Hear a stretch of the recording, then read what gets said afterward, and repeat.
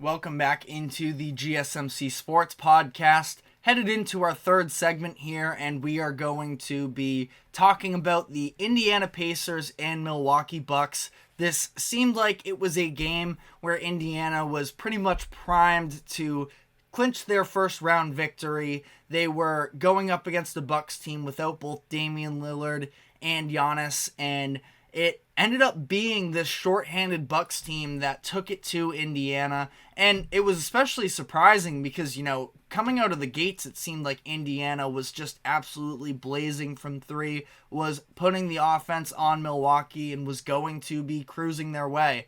But I did think it was interesting. I got a notification on my phone, at least, headed into the game that 75% of the public money was on Indiana to win. And whenever that's the case, it does just always feel a little bit sketchy, and clearly it was, because the Bucks ended up finding something in that second quarter, specifically on the defensive end, that they were just able to shut down Indiana. And a massive part of it was Bobby Portis and the job that he was doing to guard Pascal Siakam, who was pretty much unguardable for the Bucks through the first few games of this series. And Portis took on the defensive role. He took on the offensive role as well. He just had a phenomenal game. 29 points, 10 rebounds. We've seen all season long. I feel like the fact that, and correct me if I'm mistaken, was he a finalist for the Sixth Man of the Year? He might have come in third, and I had him as third anyways, so maybe I'm making something that isn't. He definitely deserved to be in that Sixth Man of the Year conversation, but he really steps up anytime some of these starters, and specifically it feels like when Giannis is out and they need sort of that big man scorer, it feels like Portis steps up to the task, and he was incredible in this one. Kris Middleton continues to really get himself cooking, which is a very interesting sort of factor in the Bucks postseason run, because he was unbelievable for them, I thought, in their postseason run in 2021. Doesn't really feel like it gets talked about quite as much. Feels like that Bucks run, people are just sort of playing revisionist history with it and saying that it wasn't really fun to watch and that it was flawed. I understand that the Nets were dealing with some injuries to Kyrie Irving and James Harden, but I feel like that Giannis finals performance in general was just so fun to watch. And the Suns were a good team that year too. So, ultimately, I just feel like this is a tangent that I don't want to go on too much, but I feel like that 2021 playoffs definitely sort of flies under the radar as well. But Middleton, he's been a step slower since that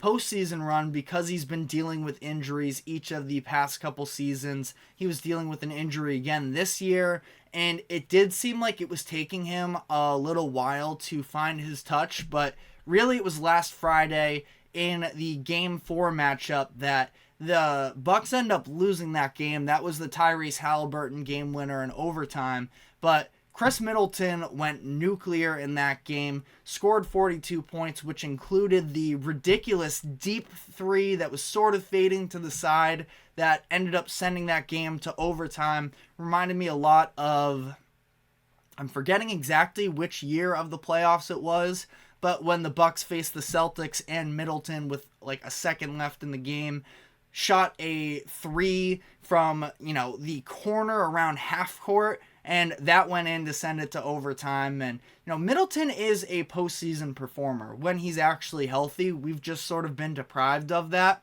the past couple years. And, just yet again, he was able to put together a performance. This is 3 straight games for him with 25 points. He finishes with 29 in this game on Tuesday night to help keep the Bucks alive here. And this does become a little bit of an interesting point here, because Indiana, for as fun and talented as they are, they're still young. And this felt like a situation where we saw it in game 1, they kind of came out flat. This game, they didn't come out flat, but it almost seemed like they got ahead of themselves after that hot first quarter. And the Bucks were doing real things to, take away their offense. So I'm not trying to, discredit the Bucks and fully put this on the Pacers, but it just doesn't feel like they have that level of maturity yet, maybe to sort of fully understand the consequences of these types of moments. Now, they're going to be back home in Indiana for Game 6. I believe that game takes place on Thursday night. So they're going to have some time to recoup and whatnot. But it does leave the door open for the potential return of Damian Lillard and possibly Giannis, who it seems like from the reporting, at least last night that they were doing on TNT, that Giannis is feeling much better, that he got a great workout in the other day. And from my perspective, at least, I didn't think it was a good idea to force Giannis back. And again, force is sort of the key word there. I still wouldn't force him back if he doesn't feel like he's right and that the doctors aren't, fully clearing him to play. But for at least the sake of last night, let's say Giannis was, 80% with a chance of re-injury. I don't know if it would have necessarily made sense to risk potentially losing him for all of next season if things were to go terribly wrong. That calf injury especially, I mentioned this with Porzingis, on those really tall strung out bodies, it can just be a very risky game to play when you have a kinetic muscle like that and you are trying to sort of test it out there and force it through physical activity that it's not ready for. Kevin Durant is the comparison that I keep making that I'm almost getting sick of, but you know the story in the 2019 playoffs. Calf injury to torn Achilles cost them the entire next season. Obviously, if you're the Bucks, you can't afford that. So, trying to throw him out there in a Game 5 when you're down 3-1, it is definitely a move that I wouldn't be comfortable making. But if he is feeling better, now 3-2 series is doable. You just have to steal this next one in Indiana and you have home court advantage for Game 7. Now, obviously, we still don't know. I'm sort of speculating right now on the injury front in terms of Giannis. Lillard as well is still an interesting case, dealing with that ankle injury that he suffered in Game 4. But, the Bucks may have figured something out a little bit, at least defensively against this Pacers team, held them to just 92 points. I don't have the exact numbers, but it feels like it's been forever since Indiana has been held to 92, one of the best offenses in the league this season. So, again, I just feel like also with the discrepancy between the maturity levels of both of these two teams, Indiana is still gettable despite having this lead. And, we've seen this has been a chippy, emotional series at time. So much so that Bobby Portis got himself ejected from Game 4 after he hit Andrew Nembhard. Nembhard has been a little bit of a heel this series. He's gotten into it with different players on the Bucks multiple times. Last night we saw Patrick Beverley, who was really feeling himself in the second quarter. I thought was definitely a catalyst to sort of help the Bucks get into it in the second quarter. After going scoreless in the first, he had at least 12 in the second. But for Beverley, there was that instance where Obi Toppin ended up getting a technical foul because he was playing that little bit of keep away from Beverley, as he does regularly, sort of after the whistle.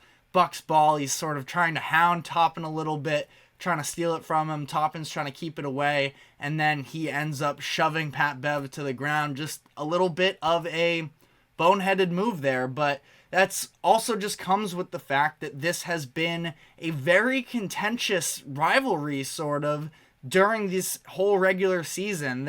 They've faced each other 9 times now on the year, which is pretty uncommon, and they have a chance. They're going to be playing a 10th time tomorrow night with a potential for an 11th as well.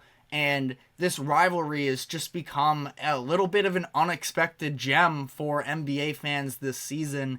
And again, I really like the Pacers. They're another team where it feels like they're a year away from being necessarily true contenders.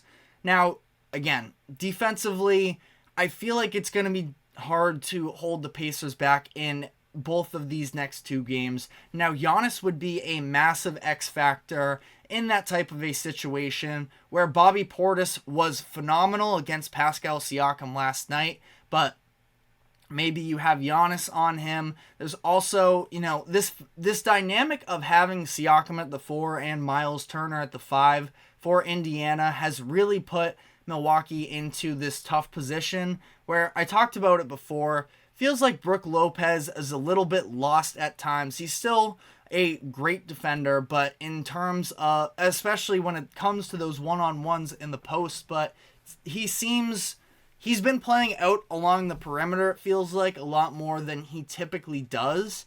And when he hasn't, he's been leaving Pascal wide open, and Pascal's been making him pay.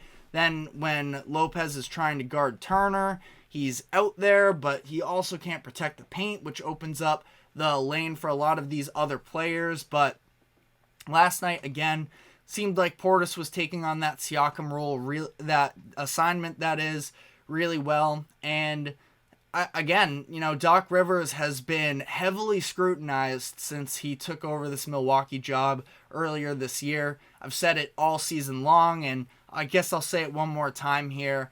The idea behind firing Adrian Griffin and bringing in Doc Rivers wasn't because the Bucks weren't winning enough games, but it was because the front office didn't feel that A, Griffin had the locker room, and that B, the style of play that they had was not championship level. And last night, I definitely feel like was a Doc Rivers defensive assignment.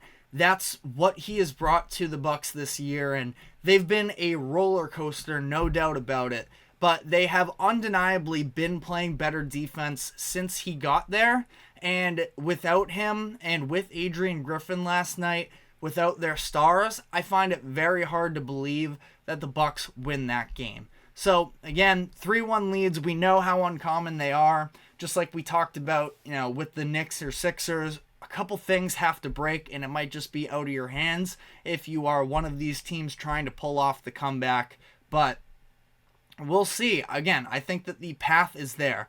Now, Game 6 in Indiana is going to be incredibly difficult for them to pull off, but if they get their stars back, this could definitely be a conversation.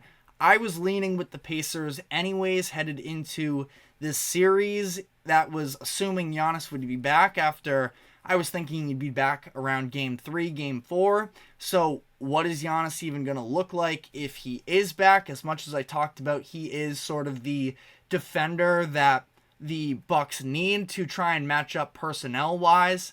What version of him are we going to get? Are they going to give him sort of a higher-end defensive assignment? Still a lot of unknowns surrounding this series, but should be fun to see how this all plays out. But that is all we have on this series. We're going to be taking our final break now, and when we come back on the other end, we are going to be just sort of talking out the possibilities for LeBron James in the offseason. So stick with us, and we will be right back.